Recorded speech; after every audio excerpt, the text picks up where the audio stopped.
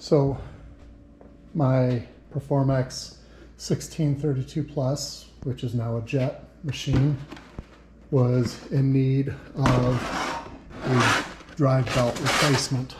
The old one, you can see, is starting to fall apart. This is after 15 years or something.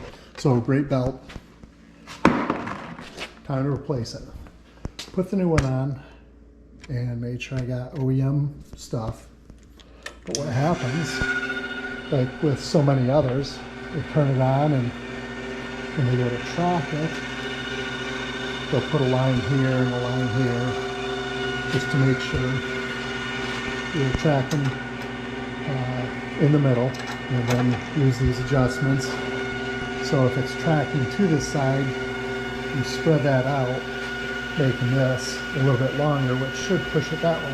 However, when trying to get the belt tight enough, you need to tighten it. Start tightening it.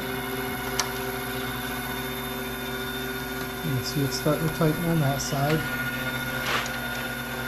And then if you're not trying to record it, you can do it at the same time. But then you tighten it on this side. Put it down.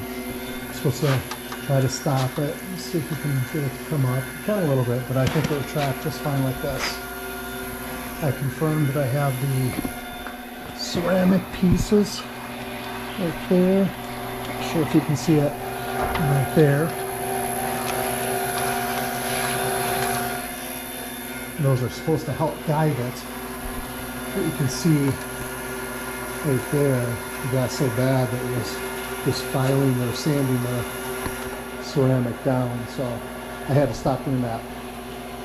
Anyway, you can see it has already walked quite a bit this whole distance since we've been talking. It's getting close there. So what you're supposed to do is make this one a little bit shorter, make this one a little bit longer. However, it doesn't do anything. So what I decided to do, and this is after 7, 8, 9, 10 times of trying this. Went to the internet, went to YouTube, and saw one guy with the, it was a, I think 2244 machine. He said he's been working at it for 4 hours. So I decided I'm not going to do this for 4 hours. And it sounds like Jet knows if there's a problem, however, no real solution. It sounds like they'll work with people though. It sounds like really happy with customer service. So here's what I'm going to do. I'm going to remove the belt and I'm going to put a layer of electric tape on here. I'll try to capture that as I do it to make this a little bit bigger. So what I'm going to attempt to do is put just a little bit of electrical tape on there. So electric tape is handy. Calipers set to 0, about 5 thousandths thick. So 5 thousandths a side, it could be up to 10 thousandths, which adds up. If you look, I do have a little bit of space in between, so it's not going to lift it up. It's hard to see it from there, but there's a small amount of space. So the theory behind this is it'll make this, every time it rotates, it'll rotate a little bit more than this side. Maybe there is some wear. Actually, you can feel wear right there. Not so much there. Not so much there. I can't feel anything there. Yeah, we'll give it a try. So I just did a couple laps, just a little bit. We'll see what happens. So overall, small area of it. Not sure if it'll work or not. Doesn't seem like it should be a fix, but let me get the belt back on. Something to note when you're putting the belt back on, it gets pretty tricky underneath here. I'll see if I can, yeah, there's not enough light.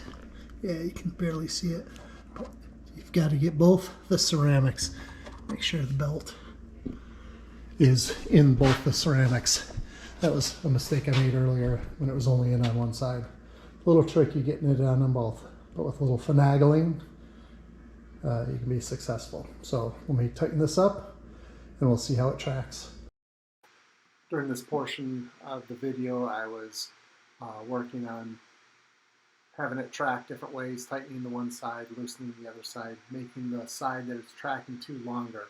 However, there was no change with the tape around it. So I have it back off and I'm going to measure this diameter. It's a little tough with a set of calipers because it's rubber, but I'll give it a try. So this side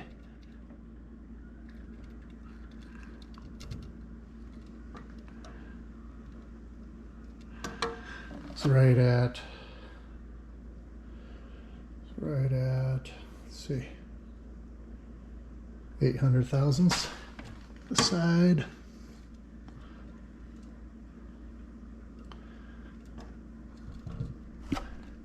is actually measured a little bit smaller.